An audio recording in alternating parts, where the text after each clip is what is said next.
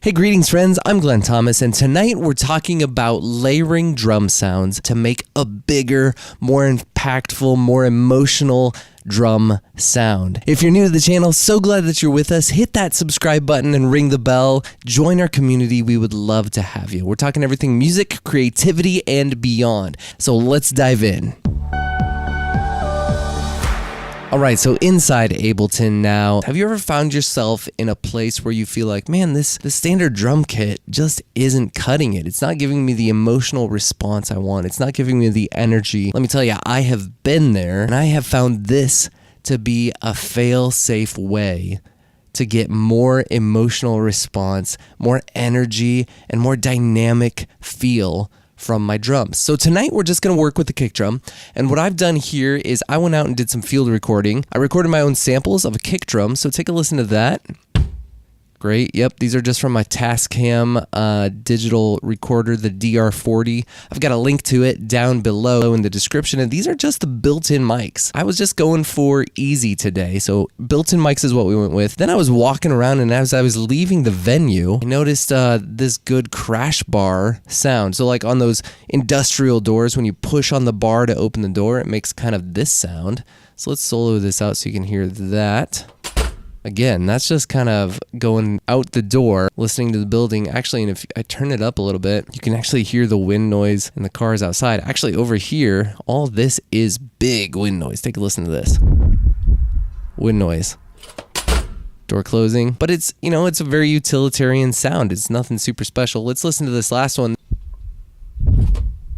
Again, it's more wind noise, it's the door closing, but I liked those tones and those sounds. All right, so those are the sounds, but now let's go through and let's build this kick drum out. So the first thing that I've done is I've gone in the waveform and I've found the section that I think sounds the best for each portion of the drum. Now, what I'm gonna do though is I'm gonna try and line these up a little bit better on the grid. Okay, so now I've got these. I'm going to go ahead and cut these all off just on this marker, and Command E is a fast hotkey for doing that. Delete that. Okay, so now I've got my clean start, and as you can see, these waveforms are mostly lined up there. Okay, so then what I'm going to do is I'm going to come out here, and it looks like for the most part, the top two tracks are about done by there, and just to make it simple, I'm going to cut it at 2.2. Okay, great. So now this is my layered drum sound, and let's just go through these again. So again, we've got the kick, we've got the crash bar, and then we've got the wind, because I just put in a bit of that wind sound, right? When you put them together, you get this sound, which is a lot bigger than just this kick drum. So what we want to do is let's jump over here and let's initially just do some balancing of levels. Okay, watching peaks. They look like the peaks are all about the same, which is good, but in this case, I want to bring down this crash bar because it's more of a transient sound, and I don't want it to be poking out too much. Now, with the wind sound, there's a lot of that wind sound. What I feel like we need to do is actually tighten that up and make that a shorter sound so that it can just be some more low end to go along with the low end of just the kick.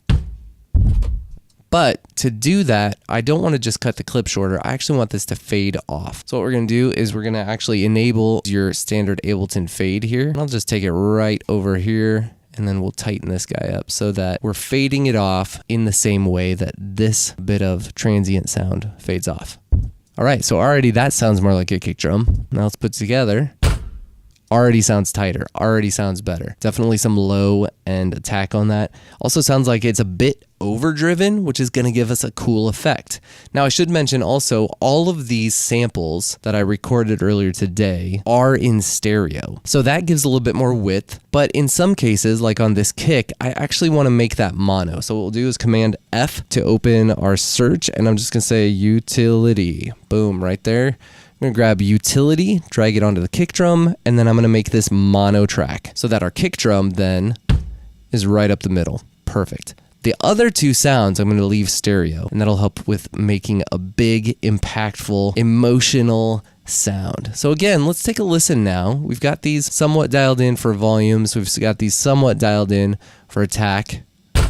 But to me, this crash bar sound is still a little bit loud, so let's bring that down. Let's go -15.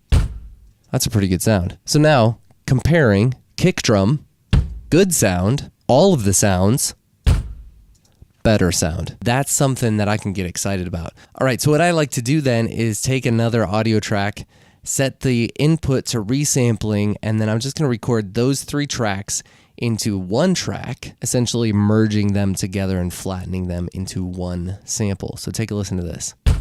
Okay, so that then, right here on this track, is our sound. Great, so now with that done, we've got our combined sample right here that we can start to drag and drop and work with, put it in a drum rack, or just program it into the set here however we want to. If we want to do maybe a 4 on the floor 1 bar loop, we could do that if we wanted to.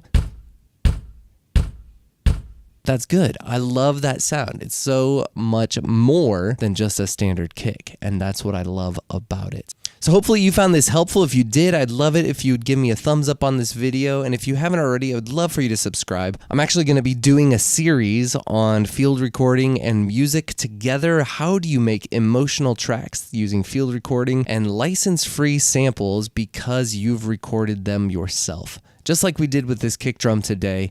More of this to come. So thanks so much for watching. I will see you on the next one.